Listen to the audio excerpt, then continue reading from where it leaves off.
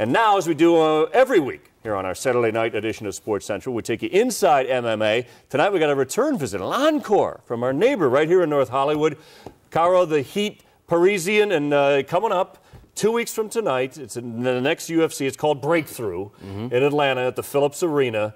Now, what about your bout that night, and how do you feel going into it? I feel great. About a 13-week camp for this fight. Fighting Yukihiko Yoshida, a Japanese judoka from Japan. Great athlete, good fighter, but coming in 10-2 record. Feeling great. You know, I'm closing off the training in the last couple of months, and we're ready to go. Now, you're a judo expert, and he is as well, so this is not something you are used to seeing in the cage, a guy that's got your same expertise. No.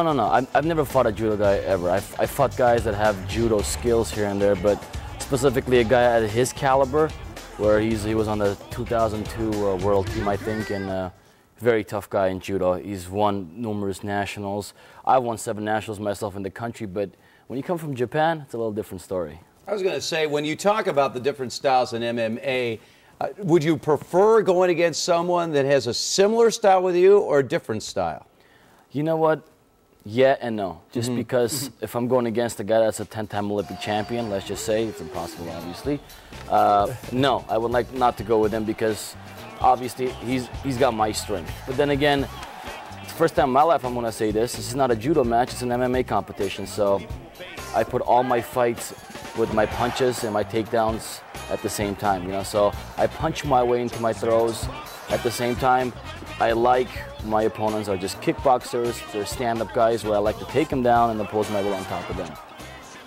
You know, I was surprised going on to the UFC website, and I've gone on, and thanks, because on your personal website, you have your last appearance here on CBS Central. That's nice. You can see the clip over there. I'm sure this one will end up there, too.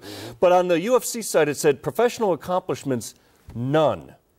Do you feel that way? And I know in your 4th fight, you fought George St. Pierre, I think it was your 4th fight, it was quite a while ago, to a unanimous decision, but it went the distance. Not many guys last that long with him. Do you think you'll ever get another crack at him?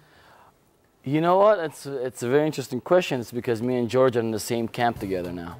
We train under the same camp, so it can always happen, but at this point, I don't think I will fight George if we're training together, because I had a long talk with him about 45 minutes about a couple of months ago saying that if we'll ever fight again, me and you. But since I'm going to be in the same camp, he refuses to fight friends. I'm in the same shoes. I don't like to fight friends. I like to hit friends. So at this point, I don't know how that's going to go. We have no idea. At the moment, I'm just concentrating on my next opponent. And one by one, I go just build up my win.